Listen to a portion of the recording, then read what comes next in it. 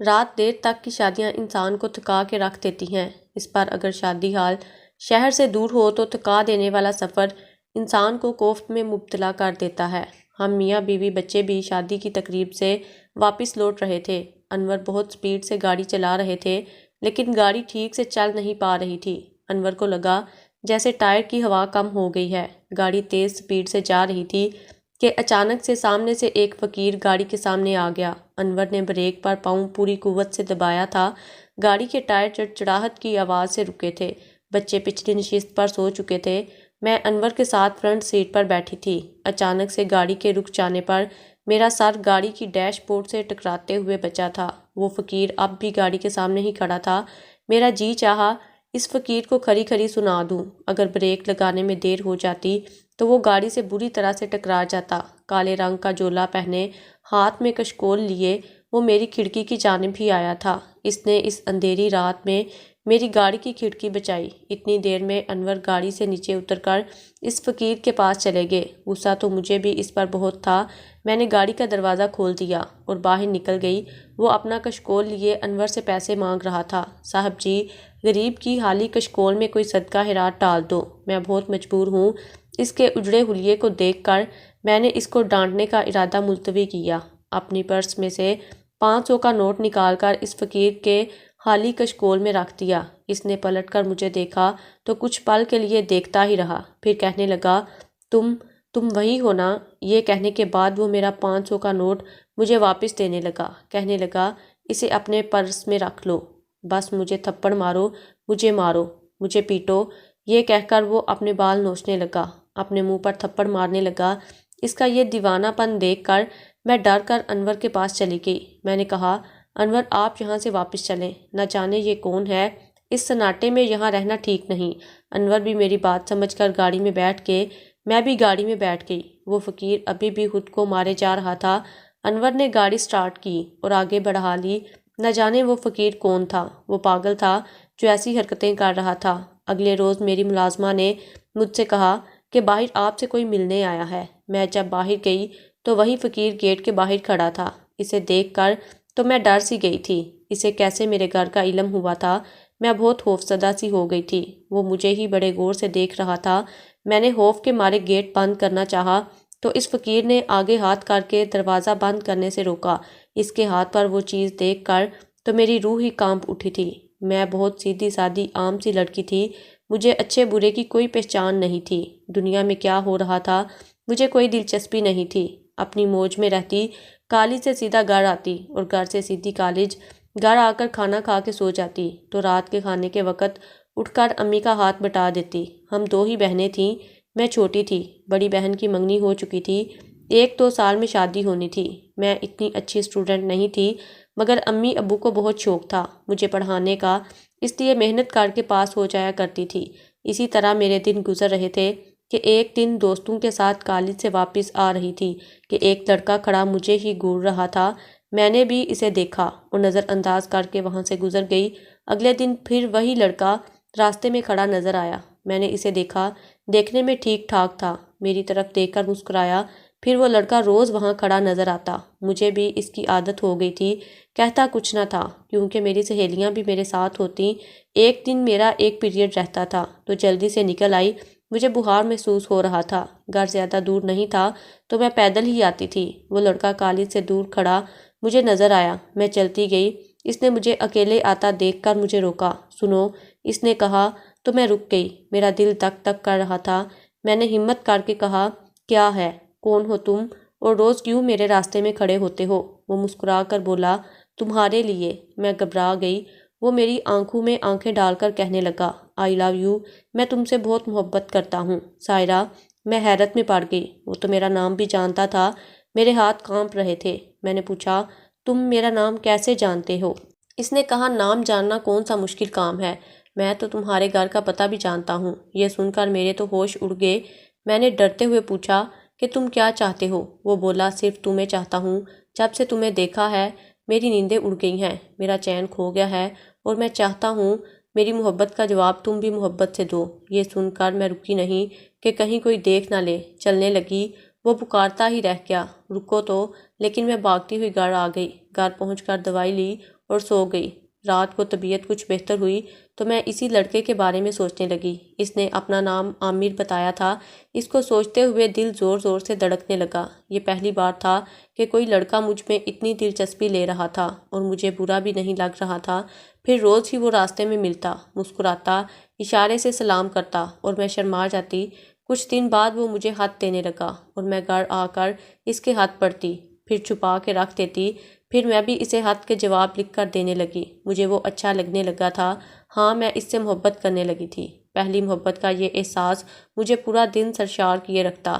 ہم راستے میں روز ایک دوسرے کو دیکھتے تھے اور بات چیت خط و کتابت کے ذریعے ہوتی تھی۔ ایک دن اس نے ہاتھ میں لکھا کہ ہم کب تک آخر خط ہی لکھتے رہیں گے، اب ملو مجھ سے، ہم دونوں کو کہیں ملنا چاہیے۔ میں نے اس کے جواب میں لکھا کہ ملنا تو میں بھی چاہتی ہوں مگر یہ ممکن نہیں، ہم پکڑے جائیں گے۔ اس نے لکھا تم آج کالج آ جانا، وہاں سے میرے ساتھ چلنا، پھر میں تمہیں چھٹی کے وقت کالج چھوڑ دوں گا۔ میں مان گئی۔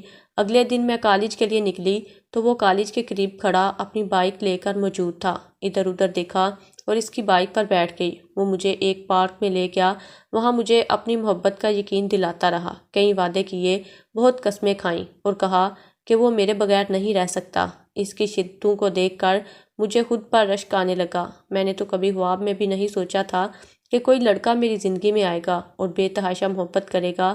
میں بہت خوش تھی۔ اس دن گھر آ کر بار بار مسکراتی، اس سے بات کیے بنا رہ نہیں پاتی، بس وہی مجھے ہر جگہ نظر آتا۔ گھر میں کسی کو اس کے بارے میں نہیں بتایا تھا۔ پھر اکثر ہم ملنے لگے، پہلے پارکوں میں، پھر ہوٹل میں، اور ایک دن وہ مجھے اپنے ایک دوست کے فلیٹ پر لے آیا۔ میں گھبرا کر بولی عامر تم مجھے یہاں کیوں لائے ہو؟ وہ بولا تم اندر تو چلو۔ میرا ہاتھ پکڑ کر مجھے اندر لے آیا۔ یہ ایک چھوٹا سا ایک کمرے کا فلیٹ تھا جہاں وہ مجھے لایا تھا۔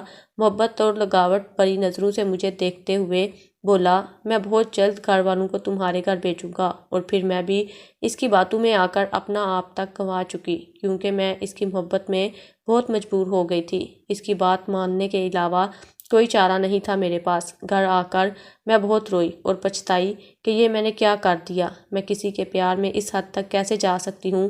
لیکن اگلے دن عامر نے پھر سے مجھے اپنی محبت کا یقین دلا کر سب کچھ بھلا دیا۔ کچھ دن سے میری طبیعت خراب رہنے لگی تھی، جسم بے جان سا ہو رہا تھا۔ ایک دن کالج میں چکر آیا اور میں گر گئی۔ میری دوست مجھے قریب کے کلینک میں زبردستی لے گئی، جہاں میرے چیک اپ کے بعد ڈاکٹر نے مجھ سے ہسبینڈ کا نام پوچھا تو میرے ہوش اڑ گئے اور میں نے سہیلی کی طرف دیکھا۔ میری سہیلی بولی ڈاکٹر صاحبہ یہ تو کنواری ہے، شادی شدہ نہیں ہے۔ یہ سن کر ڈاکٹر نے میری طرف عجیب نظروں سے دیکھا اور کہا تو پھر یہ بچہ کس کا ہے؟ بچہ میرے پیروں کے نیچے سے زمین کھسکنے لگی۔ یہ سن کر سر گھوم گیا۔ ڈاکٹر کیا کہہ رہی تھی مجھے کچھ سنائی نہیں دے رہا تھا۔ میری سہیلی فرح مجھے کلینک سے باہر لے آئی اور بتایا کہ میں ماں بننے والی ہوں۔ میری حالت دیکھ کر مجھ سے اور کچھ نہیں پوچھا اور تسلی دیتے ہوئے بولی میں کسی کو نہیں بتاؤں گی، اس راز کو راز ہی رکھوں گی۔ اس وقت تمہاری حالت ایسی نہیں ہے کہ میں تم سے کچھ سوال جواب کروں۔ اس نے مجھے گھر تک چھوڑا اور چلی گئی۔ گھر پہنچ کر میں اپنے بستر پر گر کر بہت روئی۔ یہ کیا ہو گیا مجھ سے؟ اب میں کسی کو کیسے منہ دکھاؤں گی؟ اپنے گھر والوں سے کیا کہوں گی؟ تو اس وجہ سے میری طبیعت اتنے دن سے خراب تھی، دماغ پھٹ رہا تھا، سوچ سوچ کر آگے کیا ہونے والا ہے۔ اگلے دن میں عامر سے ملی اور اس کو ساری بات بتائی۔ وہ بالکل پریشان نہیں ہوا، کہنے لگا گھبراؤ نہیں، میں بہت جلد اپنے گھر والوں کو بھیجوں گا، تم اپنے گھر میں بات کرو، وہ نہ مانے تو ہم بھاگ کر شادی کر لیں گے۔ وہ پھر سے مجھے خواب دکھانے لگا۔ اس دن میں نے کالج میں فرح کو سب کچھ بتا دیا کہ میں کسی سے محبت کرتی ہوں۔ ہم چھپ چھپ کر ملنے لگے تھے اور یہ بچہ اسی کا ہے۔ اب بتاؤ میں کیا کروں؟ وہ کہنے لگی مجھے کچھ سمجھ نہیں آ رہا، بس تم اس لڑکے سے کہو کہ جلد از جلد تمہیں بیاہ کر لے جائے، ورنہ بہت برا ہوگا۔ ابھی اس بچے کے بارے میں کوئی نہیں جانتا، اگر کچھ مہینے گزر گئے تو چھپانا مشکل ہو جائے گا۔ میں نے اسے بتایا کہ اس نے اپنے گھر والوں کو بھیجنے کا کہا ہے۔ آج میں گھر میں بتاؤں گی کہ میں کسی کو پسند کرتی ہوں۔ گھر آ کر میں نے امی کو بتایا امی میں کسی لڑکے کو پسند کرتی ہوں، اس سے شادی کرنا چاہتی ہوں، تو وہ لوگ رشتہ مانگنے آنا چاہتے ہیں۔ امی یہ سن کر بہت غصہ ہوئیں کہ اب تم خود لڑکا پسند کرو گی، یہ تربیت کی ہے میں نے تمہاری، خبردار جو کوئی وہاں سے آیا منع کر دو انہیں، ابھی تمہیں آگے پڑھنا ہے، شادی کے چکر میں نہیں پڑنا، ہم دیکھ بھال کر اچھا رشتہ ڈھونڈ کر تمہاری شادی کریں گے۔ میں نے منہ کھولا تو امی بولی بس مجھے اب کچھ نہیں سننا۔ وہ کچھ سننے کے لیے تیار نہیں تھی۔ اب میں کیا کرتی؟ دوسرے دن عامر کو بتایا تو وہ سوچتے ہوئے بولا کہ اب بھاگنے کے سوا کوئی چارہ نہیں، تم امید سے نہ ہوتی تو انتظار کر لیتا، لیکن اب ایسی حالت میں کورٹ میرج ہی واحد حل ہے اس مسئلے کا۔ تم ایسا کرو، آج رات اپنا ضروری سامان لے کر تیار رہنا، ہم رات کو بھاگ کر صبح کورٹ میں شادی کر لیں گے۔ میں اس کی بات مانتی نہیں تو کیا کرتی، بدنامی ویسے بھی میرا مقدر بن چکی تھی۔ اس رات میں نے اپنا ضروری سامان ایک چھوٹے سے بیگ میں ڈالا اور سب کے سونے کا انتظار کرنے لگی۔ جب سب سو گئے تو ہمت کر کے بیگ اٹھایا اور چوری سے نکل آئی۔ باہر نکڑ پر عامر بائک لیے میرا انتظار کر رہا تھا۔ میں بائک پر بیٹھ کر اس کے ساتھ نکل آئی۔ بہت دور بائک اس نے ایک بنگلے کے پاس روکی اور مجھے اندر آنے کو کہا۔ میں نے پوچھا کہ یہ گھر کس کا ہے؟ وہ بولا کہ اس کے دوست کا گھر ہے، آج رات ہمیں یہیں رکنا پڑے گا۔ میں اندر داخل ہوئی، وہاں بہت ساری لڑکیاں تھیں اور مرد حضرات بھی تھے۔ راہداری سے گزر کر وہ ایک ڈرائنگ روم نما کمرے میں لے کر آیا اور وہاں ایک رانڈ قسم کی عورت بیٹھی تھی، پان چبا رہی تھی۔ لے آئے لڑکیاں عامر۔ عورت عامر سے بولی، دیکھ لو۔ عامر کمینے پن سے مجھے دیکھتے ہوئے بولا، میرے پیسے دو، مجھے دیر ہو رہی ہے۔ میں جو حیران پریشان کھڑی تھی، کبھی اس عورت کو کبھی عامر کو دیکھ رہی تھی جو عورت سے پیسے وصول کر رہا تھا۔ میں چلائی، یہ سب کیا ہے اور تم اس عورت سے کس چیز کے پیسے لے رہے ہو؟ عامر پیسے لے کر بنا بات کیے چلتا بنا۔ میں اس کے پیچھے لپکی تو ایک آدمی نے مجھے پکڑ لیا۔ عورت اٹھی اور بولی، وہ تمہیں بیچنے آیا تھا۔ میرا رنگ پک ہو گیا۔ میں نے نفی میں گردن ہلائی۔ وہ بولی، تمہارا سودا کر کے چلا گیا ہے وہ، اب تم میرے کوٹھے کی رونق ہو، جیسا میں کہوں گی ویسا کرو گی تم۔ اس نے میرے سر پر دھماکہ کیا۔ میں چلانے لگی، نہیں چھوڑو مجھے، میں یہاں نہیں رہوں گی۔ ان لوگوں نے مجھے کمرے میں بند کر دیا جہاں چیخ چیخ کر اور رو رو کر میری حالت غیر ہو گئی تھی۔ عامر نے مجھے ورگلا کر مجھے دھوکہ دیا۔ عورت بتا رہی تھی کہ وہ پہلے بھی 2 لڑکیاں اس کو بیچ چکا ہے، میرے ساتھ دھوکہ ہو چکا تھا، عزت بھی گنوا چکی تھی اپنی، اور اب یہ کوٹھے کی ذلت اس گندگی میں نہیں رہ سکتی تھی۔ میں نے دروازے کو بہت پیٹا، آوازیں دیں، مجھے جانے دو، مگر وہ لوگ ایسی چیخو پکار کے عادی تھے، کسی نے نہیں سنی۔ میری آواز تھک ہار کر میں چپ ہو گئی تھی۔ اس عورت کا خاص چمچہ اور لڑکیوں کا دلال جس کا نام اشرف تھا، میرے لیے کھانا پانی دے کر جاتا روز اور سمجھاتا کہ ضد نہ کر، بات مان لے، کبھی کبھی مجھے مارتا بھی تھا۔ آج بھی کھانا لایا، میں نے چپ چاپ کھانا کھا لیا اور اس سے کہا کہ مجھے باہر آنے دو، میرا دم گھٹ رہا ہے، جیسا تم لوگ چاہتے ہو ویسا کروں گی۔ یہ سن کر وہ بہت خوش ہوا اور مجھے کھانا کھانے کے بعد باہر لے آیا۔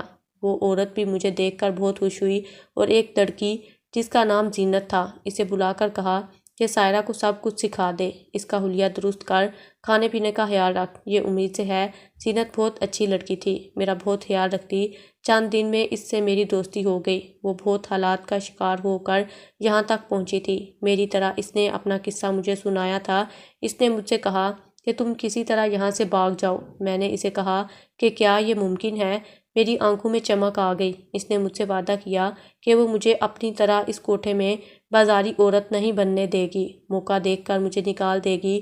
اس کی باتیں سن کر کچھ تسلی ہوئی، مگر اشرف کے ہوتے ہوئے یہ کیسے ممکن تھا؟ وہ ہر لڑکی پر کڑی نظر رکھتا تھا، لیکن ایک دن ایک نئی لڑکی آئی تھی اور اشرف کی ساری توجہ اس کی طرف تھی۔ زینت نے چوری سے گیٹ کے تالے کی چابی بنوا لی تھی اور اشرف کے کمرے میں جا کر اس کے پانی کے اندر نشہ آور دوا بھی ملائی تھی۔ آج تجھے یہاں سے ہر حال میں نکلنا ہے، زینت بولی، لیکن میں جاؤں گی کہاں؟ میں گھبرا کر بولی، دنیا بہت بڑی ہے، بس ہمت کرنی ہوگی، پناہ بھی مل جاتی ہے، اس جگہ سے تو اچھی جائے پناہ مل ہی جائے گی تمہیں، زینت بولی۔ میں نے سر ہلا کر اس کی بات کی تائید کی۔ یہ وہ جگہ تھی جہاں پر رات میں دن ہوتا تھا، صبح ہر کوئی تھک کے کچھ گھنٹوں کے لیے سو جاتا تھا، یہاں رات کو نکلنا ناممکن تھا۔ اسی لیے زینت نے صبح سویرے مجھے نکالنے کا پلان بنایا اور سب سو رہے تھے۔ میں نے اپنا سامان اٹھایا، دبے پاؤں زینت کے ساتھ گیٹ تک آئی۔ ادھر ادھر دیکھتے ہوئے زینت نے تالا کھولا اور مجھے گلے لگا کر وہاں سے باہر نکلنے کا کہا۔ یہ تمہارا احسان کبھی نہیں بھولوں گی زینت، اللہ تمہیں اس کا اجر دے گا۔ یہ کہہ کر میں وہاں سے نکلی۔ زینت نے پھر سے تالا لگا دیا۔ زینت نے کچھ پیسے بھی دیے۔ یہ کہہ کر کہ تمہارے کام آئیں گے۔ میں اب گھر نہیں جا سکتی تھی۔ میں اسی ڈاکٹر کے کلینک پہنچ گئی اور ڈاکٹر صاحبہ بھی پہنچ گئی تھیں۔ مجھے دیکھ کر انہوں نے پہچان لیا۔ میں نے ان سے کہا کہ میں بچہ ضائع کروانے آئی ہوں۔ وہ میرا قصہ سن کر بولی، یہ گناہ کا کام میں نہیں کروں گی، اور مجھے اپنے گھر لے گئیں۔ بہت نفیس خاتون تھی، میرا بہت خیال رکھا اور میری شادی اپنے چھوٹے بھائی انور سے کر دی۔ سب کچھ جانتے ہوئے کہا کہ انور سے اپنے ماضی کا کوئی ذکر مت کرنا، میں سب دیکھ لوں گی۔ میں بہت خوش تھی۔ انور کو کچھ نہیں بتایا، یہ تک نہیں بتایا کہ یہ بچہ اس کا نہیں ہے۔ بچہ 7ویں مہینے میں پیدا ہوا۔ اس کے مطابق وہ بہت اچھا انسان تھا، مجھ سے بہت محبت کرتا تھا۔ بیٹا 1 سال کا ہو چکا تھا جب اس دن میں نے سوچا کہ اس فقیر کو انور سے ملوا دوں، اس لیے میں نے اس فقیر سے کہا کہ کل آنا۔ میں نہیں جانتی تھی کہ وہ کیا بات کرنا چاہتا ہے۔ آخر مجھ سے اگلے روز وہ انور کی موجودگی میں آ گیا۔ میں نے گیٹ کھول کر اسے اندر آنے کے لیے کہا۔ اندر آیا تو میری نظر اس کے کپڑوں میں چھپے ہاتھ پر پڑی، جس میں وہی گھنگرو کی پٹی بندھی ہوئی تھی جو اشرف کے ہاتھ پر بندھی ہوئی ہوتی تھی۔ میرا دل بند ہونے لگا تھا یہ جان کر کہ یہ کمینہ فقیر اشرف ہے۔ انور نے اس سے پوچھا کہ کیوں میرے گھر کے چکر لگاتے ہو اور کیا کہنا چاہتے ہو؟ وہ میری طرف دیکھتے ہوئے بولا، مجھے مدد چاہیے۔ مجھے پسینے آ رہے تھے۔ وہ میرے بارے میں انور کو بتانے والا تھا۔ کیسی مدد؟ انور نے پوچھا۔ میں اپنے ماتھے پر آیا پسینہ پونچھتی جا رہی تھی تو وہ بولا، بہت غریب ہوں سرکار، مجھے کسی کام پر رکھ لو۔ انور نے کچھ پیسے دے کر اسے چلتا کیا، یہ کہہ کر کہ کام ہوا تو رکھ لوں گا۔ اگلے دن انور کے جاتے ہی میں نے اسے گیٹ کھول کر پوچھا، کیا چاہتے ہو؟ اس نے کہا کہ وہ کوٹھا چھوڑ چکا ہے، اسے پیسے چاہیے۔ میں نے اسے پیسے دیے۔ وہ کہنے لگا کہ وہ جان بوجھ کر میری گاڑی کے سامنے آیا تھا۔ وہ مجھے انور کے ساتھ ایک بازار میں دیکھ چکا تھا، وہیں سے اس نے میرا پیچھا کیا اور میرا گھر بھی دیکھ لیا، اور اس وقت گاڑی کے ٹائر سے ہوا بھی اسی نے کم کی تھی، اور اگر میں اسے پیسے دینے سے انکار کروں گی وہ انور کو سچائی بتا دے گا۔ یہ سن کر میرا دل دھڑکنا ہی بھول گیا تھا۔ میری زندگی اشرف کی سچائی سے برباد ہو سکتی تھی، اور اب وہ ہر دفعہ پھر آ جاتا پیسے مانگنے۔ میں اسے بہت بار پیسے دے چکی تھی، نہ دیتی تو انور کو سب کچھ بتا دیتا۔ اسے کیسے چھٹکارا حاصل کروں؟ میرے ذہن میں اس کو مار ڈالنے کے علاوہ کچھ نہیں آ رہا تھا، لیکن میں یہ نہیں کر سکتی تھی۔ لیکن اب کی بار اس کی بلیک میلنگ میں نہیں آؤں گی، یہ سوچ لیا، اور اس کو پیسے نہیں دیے۔ وہ دھمکیاں دیتا رہا، لیکن میں اب اس کے خوف سے نکل آئی تھی کہ کب تک اس خوف میں جیتی رہوں گی۔ اگلے دن وہ پھر آ گیا۔ مجھے بتایا کہ انور کو بتا چکا ہوں کہ تم کیا ہو۔ یہ سن کر مجھ پر کپکپاہٹ طاری ہو گئی۔ میں اپنا بدلہ لے چکا ہوں، اب کیا کرو گی؟ وہ یہ کہہ کر ہنسنے لگا کہ اسی وقت پولیس لے کر انور وہاں پہنچ گئی۔ پولیس اشرف کو گرفتار کر کے چلی گئی۔ انور میرے ساتھ اندر آ گئے اور میں سر جھکا کر کرسی پر بیٹھ گئی۔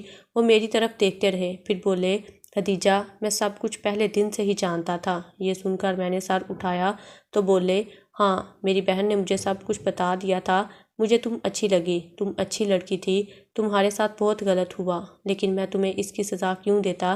تم اس وقت نادان تھی، تمہیں پورا حق تھا کہ تم بھی اچھی زندگی جیو۔ مجھے تمہارے ماضی میں کوئی دلچسپی نہیں، تم میری اچھی شریک حیات ثابت ہوئی۔ مجھے تم سے بہت محبت ہے، بس اتنا یاد رکھنا اور ہمیشہ میرا ساتھ دینا۔ میں ان کی مقروض ہو چکی تھی، ان کے احسان کی، ان کی محبت کی۔ میری کسی نیکی کا صلہ تھا، مجھے یاد نہیں آ رہا تھا۔ جتنا شکر ادا کرتی اتنا کم۔ میں نے سکون بھری سانس لے کر انور کی طرف دیکھ کر سوچا، اچھے اور عظیم لوگ آج بھی موجود ہیں دنیا میں، جیسے یہ بھائی بہن، مگر ایسے عظیم لوگ ہر کسی کو نہیں ملتے۔ مگر میری تو خوش نصیبی کہ میں زمانے بھر کی ٹھوکریں کھانے سے بچ گئی۔ مگر میری ان تمام لڑکیوں سے گزارش ہے کہ جوانی میں کوئی ایسی غلطی نہ کریں جو آپ کے والدین کا سر شرم سے جھکا دے اور آپ خود بھی تمام عمر رسوا ہو کر رہ جائیں۔